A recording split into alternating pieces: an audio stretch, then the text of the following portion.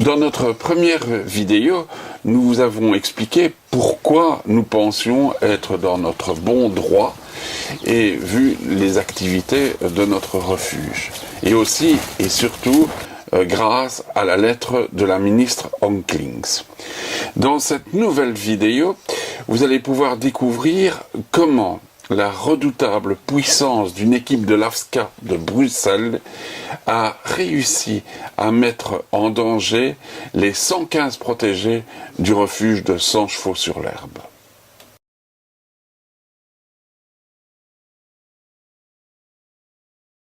Tout d'abord, il faut souligner que nous avons eu un premier contrôle de l'AFSCA en juin 2011.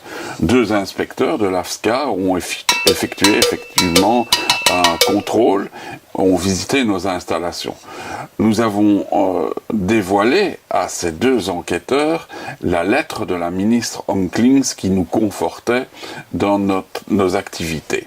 Et ces deux enquêteurs ignoraient de bonne foi notre démarche auprès d'une instance supérieure.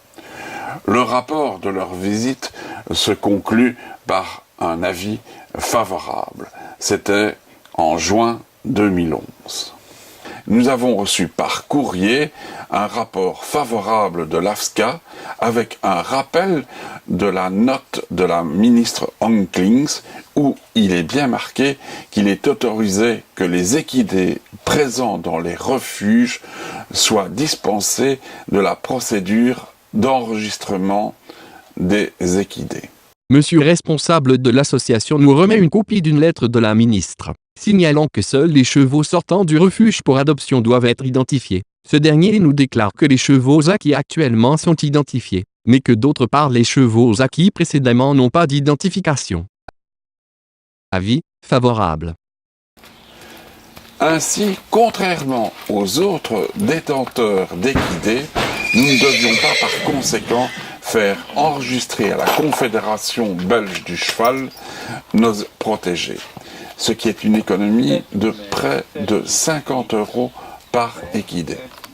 Depuis cette date, nous nous sommes donc conformés à cette exigence et avons fait pucer tous nos chevaux, sauf 5, dont 3 sont extrêmement émotifs et très difficilement manipulables. Mais à part ces 5 chevaux, nous étions donc en ordre.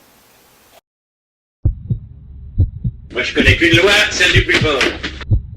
Le vendredi 18 octobre vers 15 h, une opération d'envergure composée de 5 personnes, 2 inspecteurs vétérinaires, une enquêtrice de l'AFSCA et aussi accompagnée de 2 autres inspecteurs du SPF Bien-être Animal, s'introduisent d'autorité dans notre domaine sans y avoir été invités pour nous signifier qu'elle procède à un contrôle des identifications de notre exploitation. Exploitation. Voilà un épithète bien inopportun, pour ne pas dire injurieux pour notre œuvre, de s'entendre ainsi qualifié d'exploitation lorsqu'on connaît véritablement le but et les occupations de Sanchevaux-sur-l'Herbe. Nous avons fait découvrir notre refuge à ces inspecteurs et ces fonctionnaires ont reconnu volontiers que nos animaux avaient vraiment le privilège de bénéficier de la sollicitude et aussi de superbes installations. Tout s'est très bien passé. Le fonctionnaire responsable, Renaud Clé, nous a demandé un endroit où il pouvait rédiger son rapport et nous l'avons invité dans notre pavillon accueil. D'emblée, une des inspectrices du bien-être animal nous a donné le ton et nous a signalé de façon péremptoire que nous ne sommes pas un refuge car nous achetons des équidés.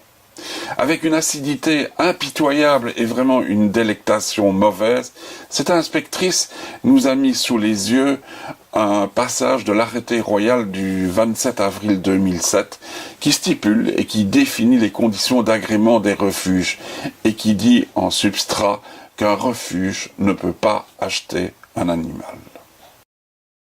C'est là qu'après avoir rédigé son procès-verbal, l'inspecteur Clé nous confirme d'abord que nous ne sommes pas un refuge et nous informe de la saisie de tous nos chevaux avec menace de mise à mort si nous n'obtempérons pas et nous oblige à procéder à nos frais à des analyses de sang pour 6 équidés qui n'étaient pas identifiés.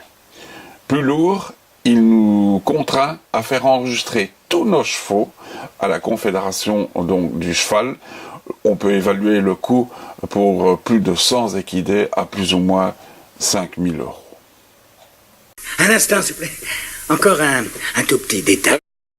Visiblement incapable de comprendre l'essence même de nos efforts pour les animaux et non contents de leur agissement outrancier, ces agents d'État nous ont également enjoint qu'aucun de nos équidés ne peut sortir du refuge. Vous imaginez le problème si un de nos chevaux aurait eu une colique et aurait dû être hospitalisé. Et aucun autre équidé non plus ne pouvait entrer pendant cette période. Cela nous a posé un réel problème avec le cas d'un cheval qui était dans un état outrancier de négligence.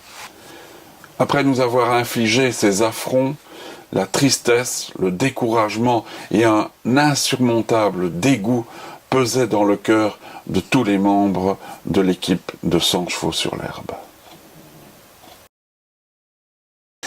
Voilà, dans notre prochaine vidéo, nous allons vous parler des réactions tant du public, de nos sympathisants, mais aussi de cet inspecteur vétérinaire et de ses sympathisants.